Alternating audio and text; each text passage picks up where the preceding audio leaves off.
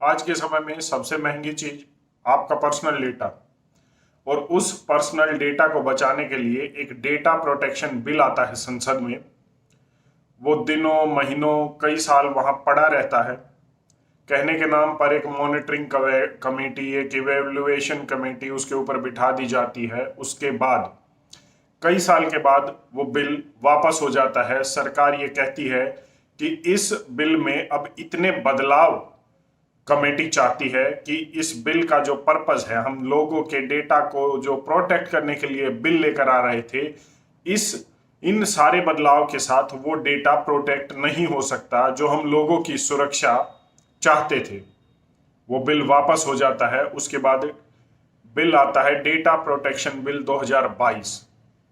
लेकिन इस बिल में वो बदलाव कर दिए जाते हैं जिन्हें सुनकर मुझे लगता है आपको तो शायद कोई फर्क महसूस न हो, या आपको कोई सहजता महसूस न हो कि आपका जो पर्सनल डेटा है वो सुरक्षित है।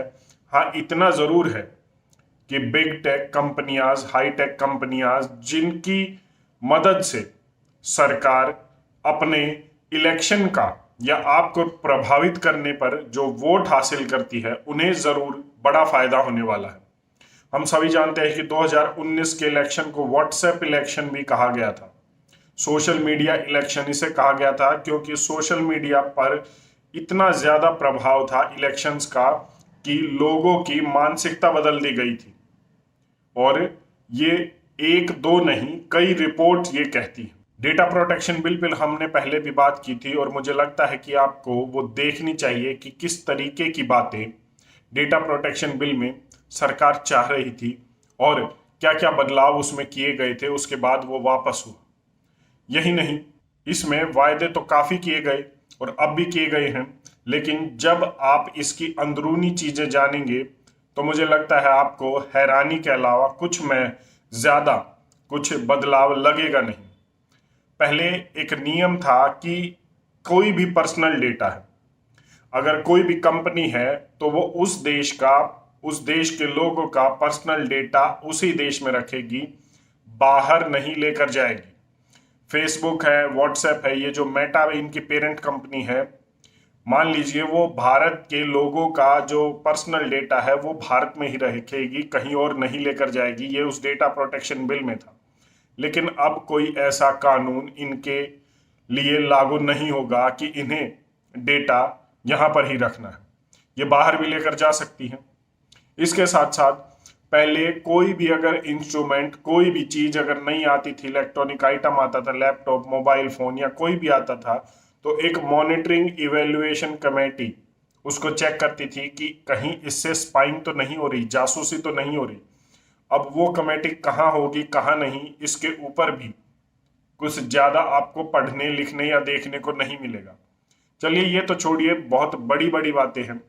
आप किसी भी सोशल मीडिया वेबसाइट पर अपना एक अकाउंट बनाते हैं, अपनी जानकारियां देते हैं, तो वो जानकारियां वो वेबसाइट या वो सोशल मीडिया प्लेटफॉर्म किसके साथ साझा करेगा, ये कम से कम आपको तो पता होना ही चाहिए, या आपकी मंजूरी से तो ये होना ही चाहिए, क्योंकि वो आपका पर्सनल डेटा है। आपका नाम, आपका मोबाइल नंबर, आपकी ईमेल आईडी, आपकी और डिटेल्स, आप पसंद किस चीज को करते हैं, नापसंद किसको करते हैं, आपकी ज़रूरतें क्या हैं, आपके घर में जो चीज़ें हैं, मतलब किन किन चीज़ों को आप रखना पसंद करते हैं, क्या कहाँ आप घूमना पसंद करते हैं, ये सब किसी भी सोशल मीडिया प्लेटफॉर्म से आपकी ये सारी जानकारियाँ, और शायद इससे भी कहीं ज़्यादा पर्सनल जानकारियाँ आपकी कोई भी सोशल मीडिया प्लेटफॉर्म निकाल सकता है। फेसबुक, इंस्टाग्राम, ट्विटर, व्हाट्सएप, ये बड़ी आसानी से आपकी ये जानकारी निकाल सकते हैं। तो ये जानकारियां वो किसके साथ शेयर करेंगे, ये आपको तो पता होना चाहिए, आपकी तो परमिशन होनी चाहिए। लेकिन इस डेटा प्रोटेक्शन बिल 2022 में लिखा है कि अगर कोई भी कंपनी किसके साथ ये डेटा शेयर करती है तो वो आपकी परमिशन की तो बात छोड़िए, अगर आप उनसे ये पूछते हैं कि डेटा, हमारा पर्सनल डेटा आपने किसके साथ शेयर किया, तो इस प्लेटफॉर्म को या किसी भी प्लेटफॉर्म को एक वो लिस्ट आपको दे देंगे कि हमने यहां यहां पर ये आपका पर्सनल डेटा शेयर किया है। और इसमें आप कुछ नहीं कर सकते। तो वो लिस्ट आपके क्या नाम की है? वो एक रत्ती का पेपर है या एक वो ईमेल है जो आपकी ट्रैश में होना चाहिए। इससे ज्यादा उसकी कोई अहमियत नहीं है। आपके पर्सनल डेटा पर आपका अधिकार होना चाहिए, आपका राइट होना चाहिए। इंडियन रेलवेज जो भी जानकारी, जो भी बुकिंग आजकल कर रही है वो ऑनलाइन अधिकतर कर रही है, और ऑनलाइन में आपका सारा डेटा जा रहा है। इस डेटा को भारतीय इंडियन रेलवेज बेच रही है और उससे 1,000 करोड़ रुपए का मुनाफा कमाएगी। किसको बेचेगी? ये उन कंपनियों को बेचेगी जो आपको सर्विस दे रही है। मान लीजिए आपने दिल्ली से मुंबई एक टिकट बुक करवाई है, तो वो डेटा और आपका पर्सनल डेटा किसी भी कंपनी को, होटल इंडस्ट्री को, रेस्टोरेंट इंडस्ट्री को, ओला उबर इंडस्ट्री को वो बेच सकते हैं। उन्हें पता होगा कि आप किस समय मुंबई के रेलवे स्टेशन पर या मुंबई के एयरपोर्ट पर उतरने वाले हैं। आपको मैसेज आ जाएगा कि Ola services are available on Mumbai airport and Mumbai railway station. कितना आसान है ना? आपको भी सुनकर अच्छा लगेगा, लेकिन इसके साथ आपकी बहुत सारी जानकारियां उनके पास जा रही हैं।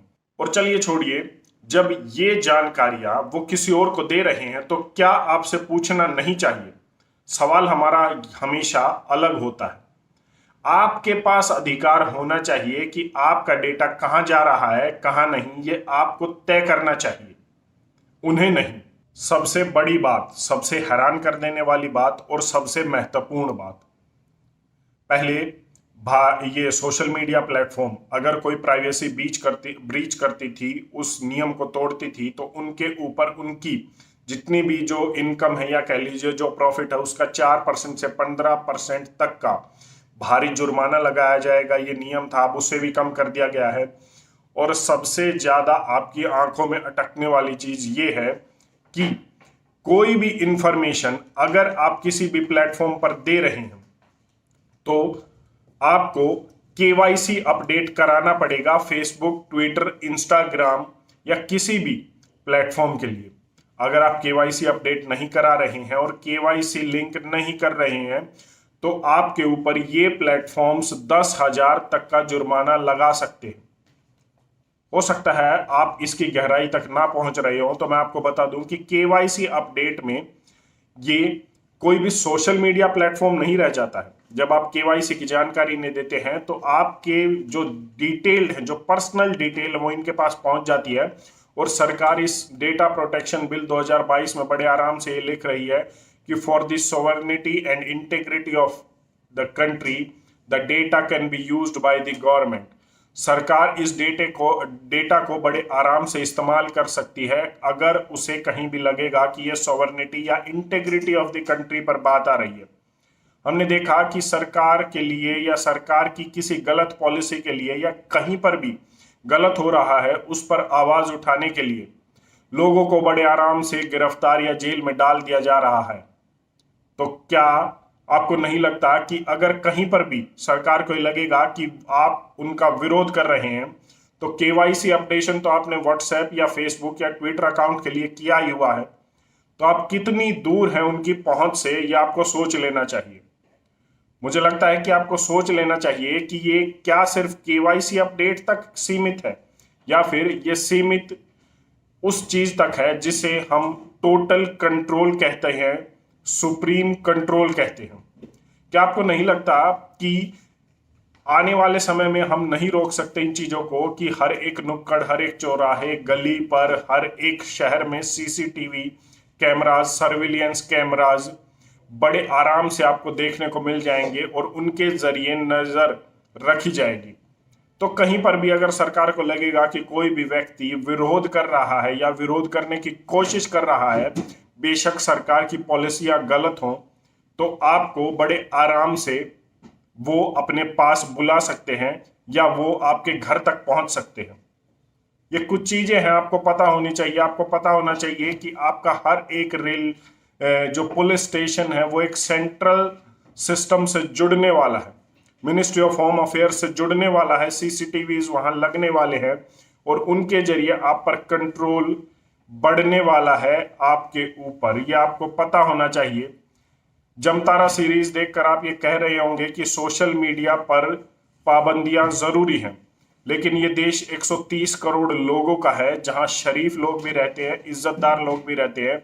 और अगर आप ये कहते हैं कि डेटा प्रोटेक्शन बिल 2022 ऐसे लोगों को पकड़ने के लिए है, तो आप 2, 4, 5, 10 लाख या मैं कहूं 1-2 करोड़ लोगों को, जिन्हें आप ये कह लीजिए मुजरिम कहते हैं या आतंकवादी कहते हैं, उन 1-2 करोड़ की, ये ज्यादा से ज्यादा आंकड़ा है मैंने बताया, उन 2 करोड़ के लिए आप 130 करोड़ लोगों का कंट्रोल करेंगे। ये कहां तक ठीक है, कहां तक नहीं, मुझे लगता है आपको सोचना चाहिए। ये यहीं तक सीमित नहीं है। अगर आपको लग रहा है कि आप अपना फेस दिखाना नहीं चाहते, आप किसी भी सोशल मीडिया प्लेटफॉर्म पर सरकार की अच्छी चीजों का समर्थन करना चाहते हैं, गलत का विरोध करना चाहते हैं, अगर कोई महिला ही है वो ये चाहती है कि मैं अपना फेस ना दिखाऊं सोशल मीडिया पर और अपनी बात भी रखूं, फ्रीडम ऑफ स्पीच भी रखूं, तो क्या ये संभव होगा?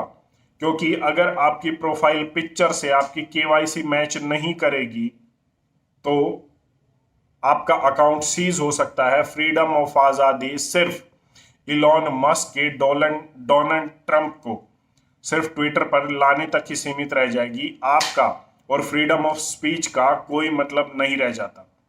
शायद आप ये सोच रहे होंगे कि ऐसा हमारे देश में नहीं होगा, लेकिन मैं आपको बता दूं कि चाइना के सोशल क्रेडिट सिस्टम पर मैं पहले ही बात कर चुका हूं और ये उसी तरीके से है, ये केवाईसी अपडेशन उसी तरीके से है।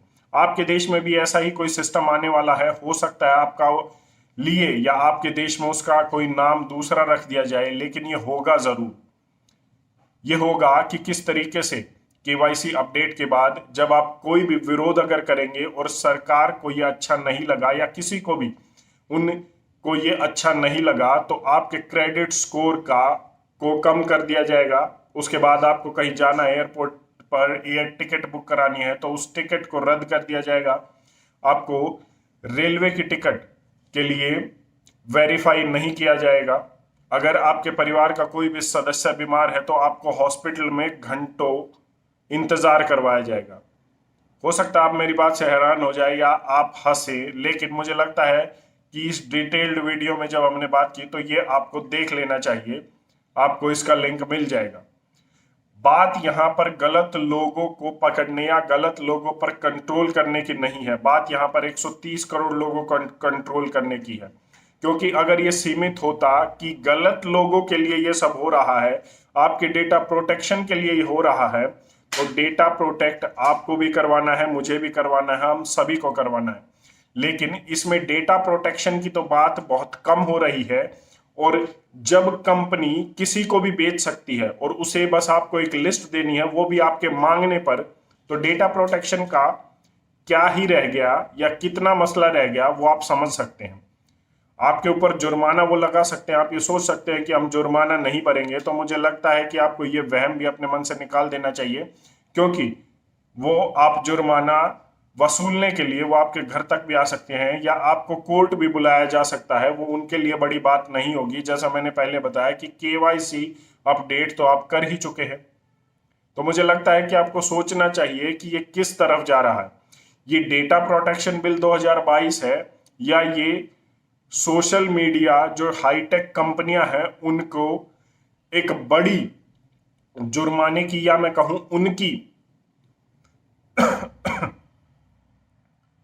जो इस 2 साल में जो उन्होंने नफा नुकसान उनका हुआ है उसे पूरा करने के लिए है और आगे उन्हें मजबूत करने के लिए है। क्या ये इस तक सीमित है या फिर ये सीमित है सरकार के टोटलिटेरियन सोसाइटी के ऊपर या फिर सरकार के टोटल कंट्रोल के लिए ये सब किया जा रहा है? आपको इन सवालों के जवाब ढूंढ लेने चाहिए, क्योंकि अंत में ये आपको ही प्रभावित करने वाला है। और मुझे लगता है कि विचार ही क्रांति का पहला कदम होते हैं, तो विचार फैलाइए, और अगर विचार फैलेंगे तो शायद क्रांति का जन्म हो जाए। आपकी इस पर अपनी क्या राय है एक बार कमेंट करके जरूर बताएं। धन्यवाद। जय हिंद।